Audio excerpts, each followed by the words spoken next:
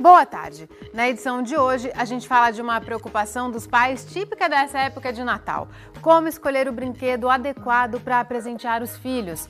Vamos receber a professora de Pedagogia da Unesp, Maria do Carmo Kobayashi.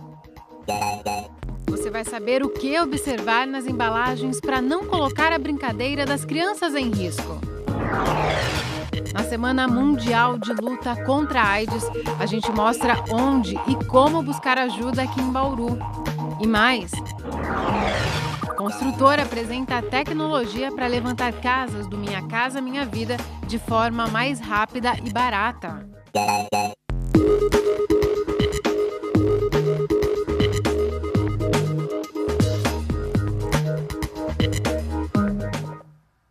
Você viu aqui no Unesp Notícias que na segunda-feira agora foi celebrado o Dia Mundial de Luta contra a AIDS. Hoje a gente fala sobre a situação de Bauru. Aqui o número de pessoas que contraíram o vírus HIV aumentou nos últimos anos. Por outro lado, a quantidade de casos de AIDS caiu. É um reflexo direto da procura por tratamento. Isso mostra que mesmo com mais pessoas infectadas, por causa dos remédios, elas não chegam a desenvolver a doença.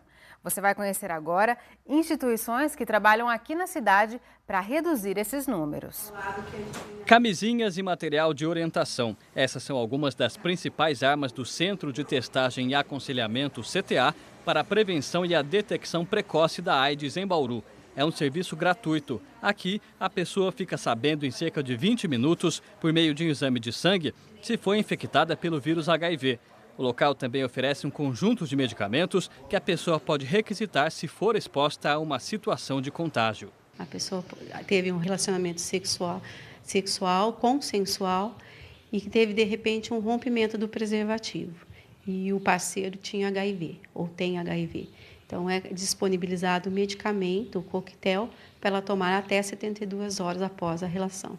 Há cerca de um mês, o CTA passou a fazer também o teste por via oral, através da saliva. Ele serve inclusive de contraprova no caso de diagnóstico pelo exame de sangue. Segundo dados da Secretaria de Saúde de Bauru, 1984 foi o ano do primeiro caso de AIDS na cidade. As ocorrências aumentaram com o passar dos anos, com algumas oscilações. O pico foi em 2002. Foram 156 manifestações da doença naquele ano. Desde então, a quantidade passou a cair. Em 2013, foram 53 casos de AIDS em Bauru. Neste ano até agora, são 33. Por outro lado, o número de portadores do vírus HIV aumentou. Em 1987, ano em que o levantamento começou, foram 2 diagnósticos. Com os anos, essa quantidade também teve algumas oscilações, mas foi subindo e chegou a 98 em 2013. Neste ano, já são pelo menos 101 casos. A que nós podemos atribuir essa mudança nos números? Seria uma detecção precoce do HIV. E aí você pode iniciar o tratamento, porque já é protocolo iniciar o tratamento desde que você saiba que tem o HIV. E com isso você pode fazer com que a pessoa não venha a desenvolver a AIDS por enquanto. Ela pode desenvolver ou não vir a desenvolver tão precocemente. Quanto mais precoce ele entrar em contato com o tratamento e iniciá-lo, melhor será para a saúde dele e para a qualidade de vida. A cidade de Bauru tem uma referência no tratamento e também orientação em relação à AIDS. Nesta casa aqui funciona o NAP, Núcleo de Apoio Positivo da SAPAB, aqui na cidade. A SAPAB é o Serviço de Apoio à Pessoa com AIDS de Bauru. Aqui vivem 10 pessoas em tratamento. A maioria das pessoas que estão aqui são pessoas que não têm mais o vínculo com a família, né? O vínculo fragilizados ou rompidos. Então, eles vêm para cá, onde a gente acolhe, nós vimos quais as habilidades que eles têm, encaminhamos para curso, para geração de renda, tentamos, ou muitas vezes conseguimos recuperar esse vínculo com a família e muitos deles já retornaram, né? Fizemos a reinserção familiar. Este morador de 41 anos, que prefere não ser identificado, descobriu a doença há 9 anos. Na casa, ele confecciona produtos artesanais, como quadros e guarda-objetos. No início é muito difícil, né? Porque você ser diagnosticado com HIV é uma reação muito... Você pensa que o mundo acabou, a morte chegou. Mas aí depois, com acompanhamento com psicólogos, com pessoas que entendem da área, com pessoas que me atenderam, que foi muito bem tratado, Aí eu vi que hoje existe tratamento, então eu já tenho para 10 anos que eu sou soro positivo e tenho uma vida até melhor do que eu tinha antes. Hoje é uma vida mais arregada, com mais cuidados, ela exige cuidados, né? Às vezes a pessoa fica sabendo que a gente é portador, elas têm medo de chegar na gente e fazer uma pergunta da doença. Isso seria bom se elas chegassem e perguntassem, tirassem as suas dúvidas, porque o preconceito é o que acaba matando o portador, não se a doença. Porque as pessoas se afastam da gente, elas se isolam. Então, porque pensa que no sentar pega, no falar pega, no abraçar pega, mas não é nada disso. Falta muita informação ainda. Este outro morador descobriu a doença há pouco mais de um ano. Ele é o jardineiro da casa, uma atividade que funciona também como terapia. Faz bem, é gostoso. Além disso, a gente faz cachecol, caminho de mesa, tapete, né? É sempre uma terapia, né? Você manter a cabeça ocupada. Segundo o diretor voluntário, a entidade busca autorização para parcerias com o governo federal, o que reforçaria as verbas para novos investimentos. O que basicamente, assim, a contrapartida da entidade é basicamente a partir dos eventos que nós promovemos. As verbas destinadas pelo governo municipal nem sempre são suficientes para cobrir todas as despesas. A Sapab aceita doações e outras formas de contribuição. A sede fica na rua Bernardino de Campos, 248, na Vila Falcão. O telefone é o 3226-2002. Já o Centro de Testagem e Aconselhamento, que vimos no início da reportagem, fica na rua 15 de novembro, 336, no centro. O telefone é o 3234-2576.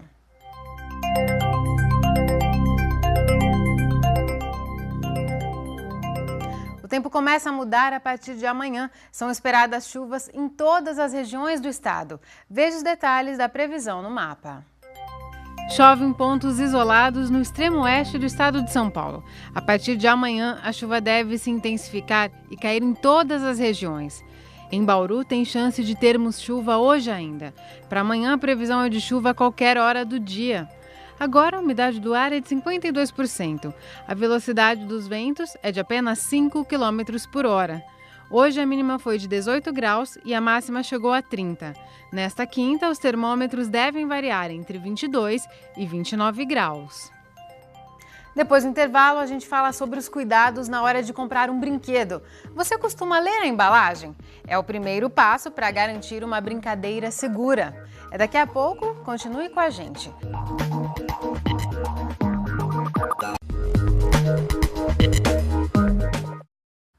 Voltamos com um lembrete para os vestibulandos. Foi divulgada hoje a lista dos candidatos convocados para a segunda fase do vestibular da Unesp. O exame será nos dias 14 e 15 de dezembro. Serão provas discursivas de conhecimentos específicos em ciências humanas, ciências da natureza, matemática e linguagens, além da prova de redação. Você pode consultar a lista de aprovados no site do vestibular da Unesp. A construtora Casa Alta apresentou na tarde de ontem uma nova tecnologia para a construção de casas do programa Minha Casa Minha Vida, que atende famílias com renda de até R$ 3.100. A ideia é acelerar a produção e reduzir os custos, principalmente com mão de obra. A diferença está no processo de construção e nos materiais utilizados. As paredes são feitas de madeira, com revestimento em gesso acartonado e já vêm prontas de fábrica. Com a ajuda de um guindaste, são posicionadas e fixadas em uma base de concreto preparada previamente.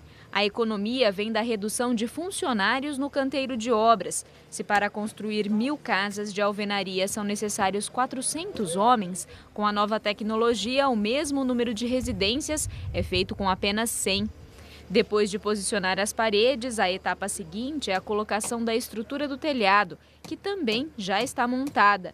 O tempo total é de aproximadamente 2 horas. A grande vantagem é a rapidez na execução, né?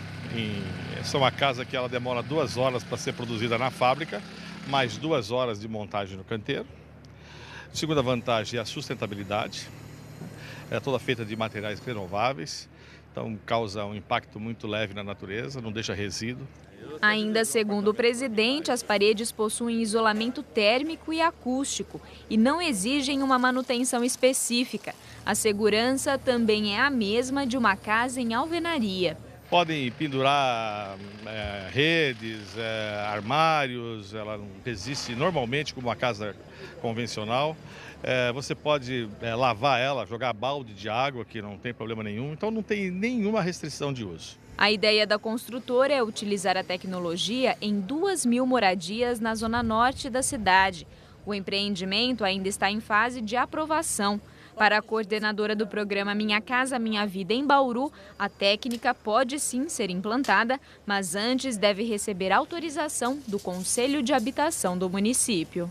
Por a cidade já ter uma experiência de utilização de metodologia alternativa algum tempo atrás, que não foi necessariamente tão positiva para a cidade, que foi a Vila Tecnológica, mas que não pode servir de parâmetro, porque era um outro momento da história da cidade, né, e desse desenvolvimento tecnológico, é interessante que a gente possa discutir e principalmente já sendo utilizado em outras cidades e aprovado. Então, tem que ser apresentado o pedido e a gente submete ao Conselho Municipal de Habitação de Interesse Social.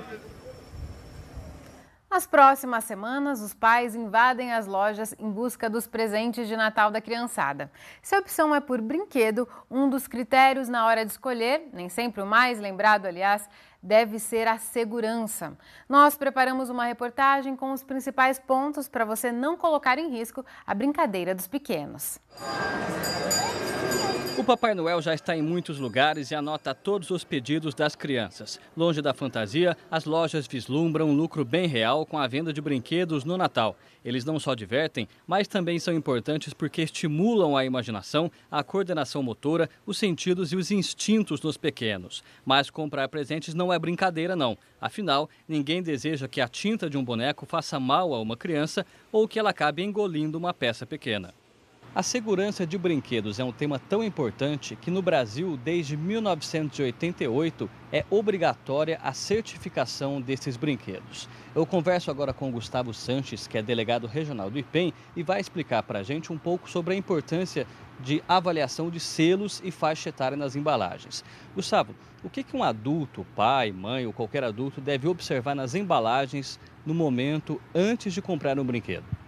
A principal informação que os responsáveis devem observar na embalagem do brinquedo é a marca do Inmetro. Tendo essa marca, é garantido que esse brinquedo passou por diversos testes que garantem então a segurança desse brinquedo que a criança vai utilizar. Mostra pra gente, por favor, nessa embalagem um exemplo, por gentileza. Nessa embalagem aqui então, essa é a marca do Inmetro. Tendo a marca do Inmetro, o brinquedo ele terá as informações com relação à faixa etária indicada para as crianças e também terá as informações referentes a cuidados que devem ser tomados. No caso desse brinquedo, ele não é recomendável para crianças menores de 3 anos por conter peças pequenas que podem ser engolidas. No caso de a pessoa não encontrar essas informações numa embalagem, é um indicativo de que talvez aquele produto não seja seguro. Sim, no caso todo brinquedo, ele deve ser certificado. Ou seja, se o pai quando for fazer a compra não observar essa marca do Inmetro, ele pode desconfiar. E no caso da desconfiança, ele pode entrar em contato com o IPEM através da ouvidoria, que é o 0800 013 0522. O IPEM proíbe, por exemplo, a venda de brinquedos com pontas ou extremidades cortantes, com partes pequenas que podem se soltar, sem o selo de segurança do Inmetro, fabricados com materiais tóxicos ou que não tenham instruções em português. Outro alerta importante do Instituto de Pesos e Medidas: não basta comprar produtos certificados, também é preciso respeitar a faixa etária adequada e, mais seguro ainda, ficar por perto das crianças enquanto elas brincam. Este gerente afirma que nem sempre os adultos se lembram dessas recomendações quando escolhem os brinquedos. Não, hoje em dia não. A criança vê na TV o brinquedo anunciado, eles vêm aqui na loja, procura, tem e já leva para agradar seu filho. O que vocês procuram passar para os adultos na hora da compra dos brinquedos? A gente passa uma informação segura, como funciona o brinquedo, né, o uso adequado de pilhas, peças pequenas que podem ser ingeridas, depende da faixa etária da criança. Esta consumidora veio comprar presentes para os colegas de escola do filho e diz que sempre se preocupa com a segurança oferecida pelos brinquedos. A gente observa se é certificado pelo Inmetro, a faixa etária, o preço, porque são muitos presentes, muitos aniversários, muitas festinhas na escola. E a gente também se preocupa se a criança vai gostar do brinquedo, né? Porque é importante que eles gostem. Um segurança, assim, para evitar da criança engolir uma peça, alguma coisa assim, você procura observar? Procura observar, né? Eles gostam muito de Lego e o Lego a gente procura dar para criança acima de 9, 10 anos. E depois do intervalo, nós vamos falar mais sobre brinquedos, sobre como eles ajudam no desenvolvimento das crianças. Quem conversa com a gente é a professora da Unesp, Maria do Carmo Kobayashi. Voltamos num instante só. E a gente volta a falar sobre as recomendações na hora de comprar brinquedos. Não só do ponto de vista da segurança, mas também do potencial lúdico desses objetos. Vamos conversar com a professora do curso de Pedagogia da Unesp, Maria do Carmo Kobayashi. Maria do Carmo, muito obrigada por sua presença aqui no Unesp Notícias. Eu é que agradeço o convite mais uma vez. Nós vimos na reportagem uma série de recomendações. Essa recomendação da adequação do brinquedo à idade talvez seja uma das mais importantes quando a gente pensa de que forma aquele brinquedo pode contribuir com o desenvolvimento da criança. Por que normalmente a gente fala da questão da faixa etária, né? Porque a faixa etária, apesar dela ser um indicativo que não é o melhor para todas as crianças, mas de maneira generalista, ela fala de uma caracterização de um sujeito num período chamado infância. Isso quando eu estou falando de criança. Com as crianças menores, essa mudança ela é muito grande. Por exemplo, uma criança de 4 meses e uma criança de 1 ano e meio, a diferença é gritante no comportamento dessa criança e como ela usa os objetos que estão no seu entorno. Uma criança entre 6 e 7 anos, essa mudança não é nem tão grande. Então, o que nós temos que nos preocupar, e a reportagem foi assim de primeira linha, eu particularmente gostei muito da forma de apresentação, o que nós temos que nos preocupar é por que a faixa etária? Porque, de certa forma, ela me indica que tipo de usos e que tipo de objetos eu posso oferecer para essa criança. Ou seja, o objeto ele não é bom e nem ruim. São os usos que essa criança faz desse objeto é que fazem dele um perigo ou não.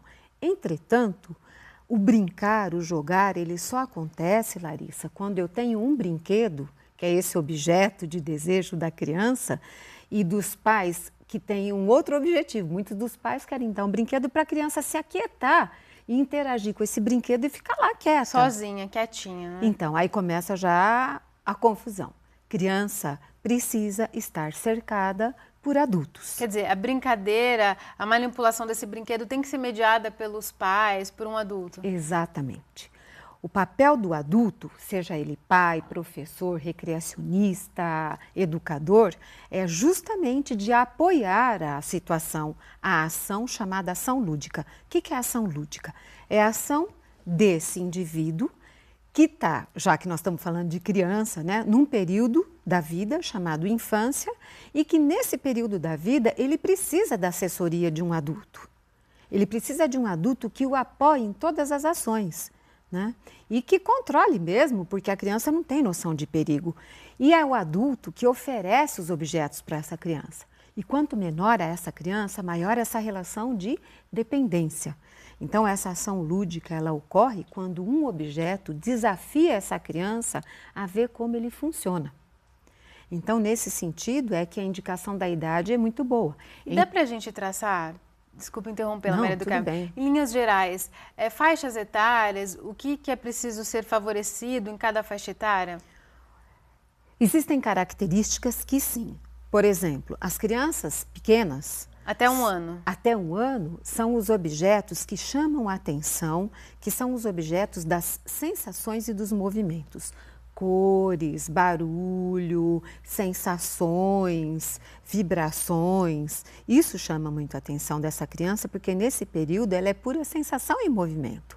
Entretanto, não se pode deixar de oferecer os outros brinquedos, os brinquedos que desafiam a inteligência e a imaginação, que são os brinquedos simbólicos, os brinquedos que se propõem ao faz de conta, né?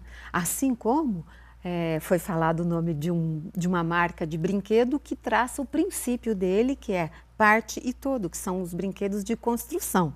uma unidade e várias partes, que são os quebra-cabeças, bidimensionais, tridimensionais, que são fantásticos desde o bebê, só que obviamente com peças grandes. Então desde o bebê esses brinquedos de montagem são indicados também? Sim, quando a criança senta, quando ela começa a sentar, o oferecimento de objetos é muito mais rico e muito mais perigoso. Quando ela começa na quadrupedia a se deslocar, engatinhar, aí a situação é mais complicada ainda, porque essa criança começa a ganhar o movimento. E tudo que é pedacinho de objeto que ela encontra no chão, ela pega e leva à boca. Então, percebe que é essa autonomia que a criança tem que vai fazer com que ela alce os brinquedos, os objetos que para ela são brinquedos. Se para o pai o brinquedo é aquele objeto do consumo a ser comprado numa loja, não necessariamente esse é o mote para a criança. E existe muita tendência de se comprar o brinquedo da moda, daquele desenho sobre o qual todas as crianças falam, ou brinquedos altamente tecnológicos. O potencial lúdico não tem nada a ver com essas características. Não. Aí você toca num ponto que é o ponto que eu mais gosto e mais estudo e acho muito importante. O que é o potencial lúdico? É o potencial que um objeto tem de desafiar a imaginação e a fantasia. Imaginação e fantasia são duas características eminentemente humanas. O brinquedo, o jogo, o objeto que desafia a imaginação e fantasia é que desencadeia a ação lúdica. Quanto mais ele desencadeia essa imaginação e a fantasia, maior é o potencial lúdico desse objeto. Não demanda objetos muito caros, objetos tecnológicos, mesmo porque a tecnologia é o comportamento que nós humanos temos de pegar um objeto e transformá-lo conforme as nossas necessidades. E a criança ela é altamente tecnológica com um graveto, com uma pedra. Isso é que o adulto tem que entender, Larissa. Tá certo, Maria do Carmo. Muito obrigada mais uma vez por aprofundar esses temas aqui no Nesp Notícias. Eu é que agradeço. E antes de encerrarmos, uma dica cultural para a noite de hoje. É o lançamento do documentário Família Indepa, dos videomakers João Flávio Lima e Conrado da Cax. O filme retrata os 50 anos de fundação de um dos times mais populares e tradicionais da cidade, o Independência Futebol Clube. A exibição é às 8 da noite, no Teatro Municipal, e a entrada é de graça. O Nesp Notícias de hoje fica por aqui. Nós voltamos amanhã ao vivo às 5h30 da tarde. Tchau!